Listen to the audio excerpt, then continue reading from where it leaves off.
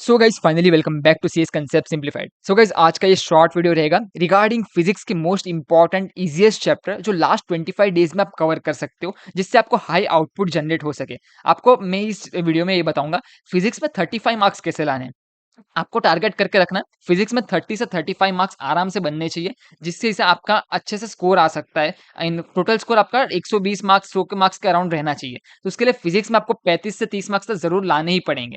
So guys now let's start this video.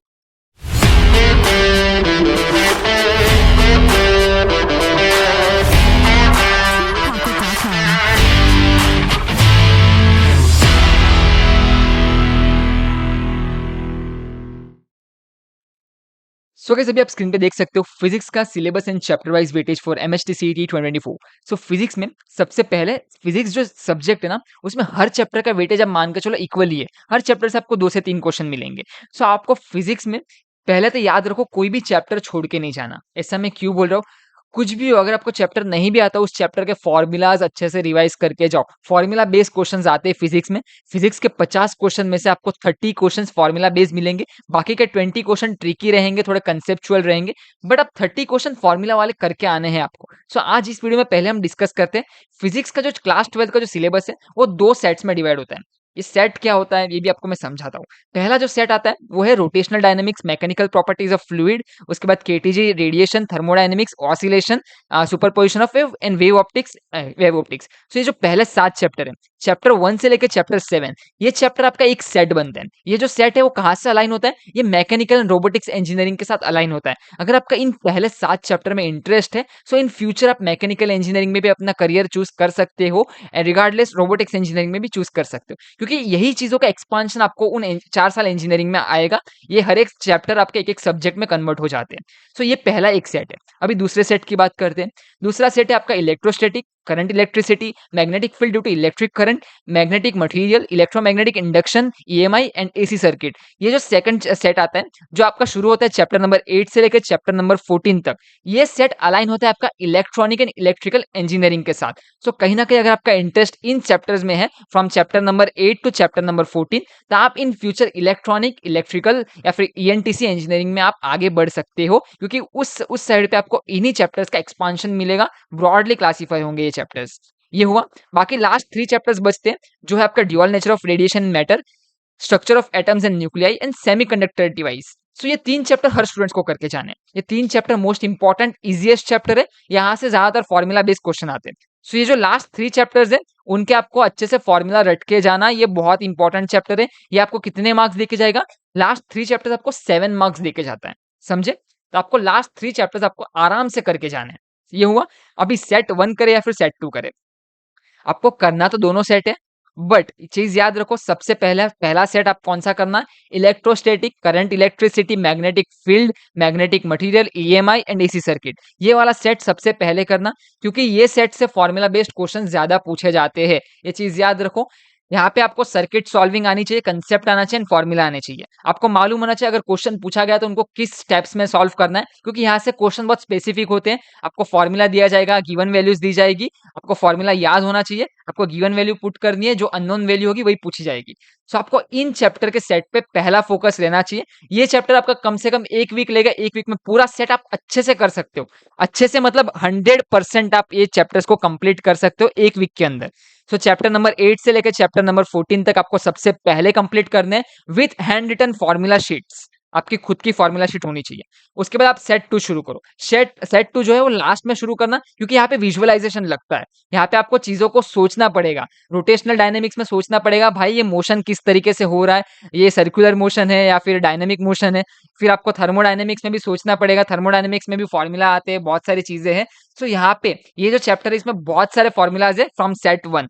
So chapter 1 से लेकर chapter 7 में आपको फॉर्मूला ढेरों सारे मिलने वाले हैं। So be prepared with formula first. Secondly, आपको यहाँ पे चीजों को अच्छे से विजुअलाइज करना है। कंसेप्ट आएगा तभी इनके क्वेश्चन सॉल्व होंगे। पहले सेट आपका कौन सा? चैप्टर 8 से चैप्टर 14 करो। उसके बाद आपको ये चैप्टर करना है चैप्टर 1 से लेकर चैप्टर 7 तक, सेट 1। ये चीज याद रखो। और लास्ट 3 चैप्टर्स हर एक स्टूडेंट को करके जाना है। Last 3 chapters are the most important. 7 marks जेब में देके जाता है ये।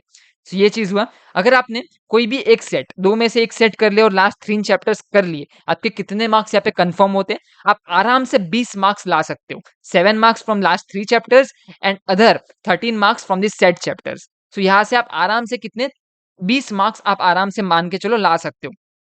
सो यहाँ पे आपने 20 मार्क्स बना लिए। उसके बाद आते हैं क्लास 11th के चैप्टर्स। अभी क्लास 11th में हर चैप्टर का weightage 1 mark. So class 11th में क्या होता है, सेमीकंडक्टर करने जाओगे तो लास्ट में आपको क्लास 12th में भी सेमीकंडक्टर डिवाइस मिलने वाला है। तो सेमीकंडक्टर डिवाइस एक लाइन में चैप्टर है, तो ये तो आपको करना ही है। सेकंड इलेक्ट्रोस्टैटिक्स और यहाँ का इलेक्ट्रोस्टैटिक्स, इसीलिए मैंने बोला सेट 2 पहले करना, क्योंकि चीजें अलाइंड है दोनों साइड पे। सो यहाँ पे आपको सेट 2 पे ध्यान देना है। यहाँ पे सेमीकंडक्टर इलेक्ट्रोस्टैटिक्स दोनों के क्वेश्चंस आपसे बनने ही वाले हैं। बाकी motion in plane is the easiest one. Hope so, मुझे तो लग रहा है अगर आपने जेईई मेंस दिया होगा तो ये सब चीजों का रिवीजन हो चुका होगा।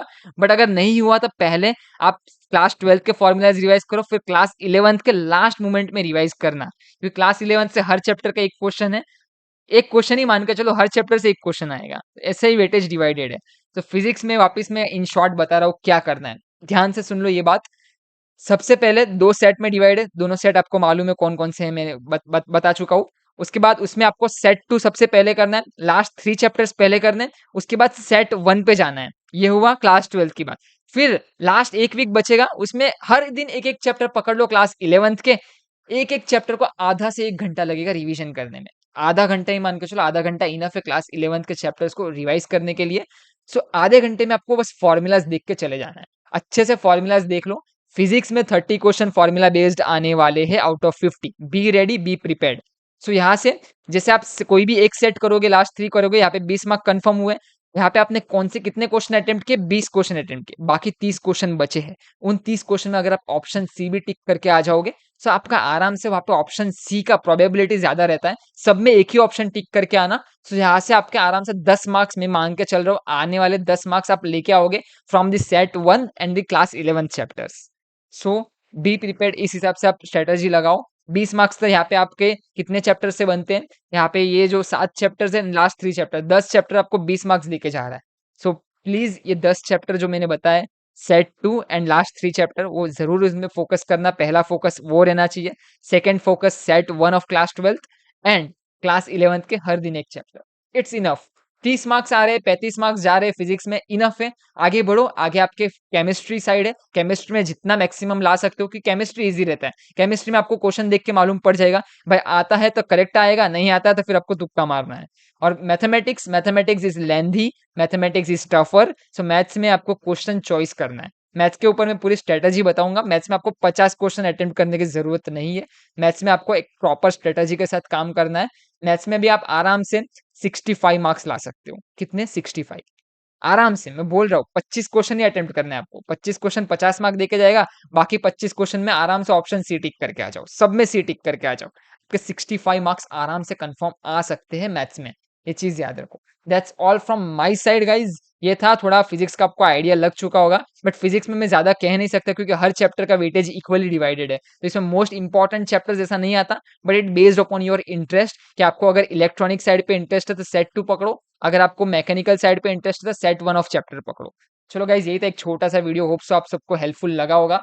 बाकी जैसा बताया वैसा पढ़ना। Last 3 chapter are the most important. चलो फिर ऐसे ही मिलते हैं नेक्स्ट वीडियो में। तब तक के लिए goodbye and have a nice day. Hopes आपको कुछ अच्छा वैल्यूएबल टाइम आपका बीता होगा इस वीडियो में। चलो फिर, bye bye, see you, Tata.